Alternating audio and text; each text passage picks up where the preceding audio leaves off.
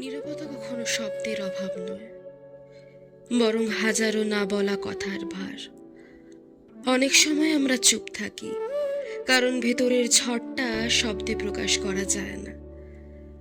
চুপচাপ থাকা মানেই যে মন শান্ত তা নয়, বরং কখনো কখনো নীরবতাই সবচেয়ে জোরালো প্রতিবাদ, সবচেয়ে গভীর ভালোবাসা, কিংবা সবচেয়ে তীব্রতর কষ্টের ভাষা।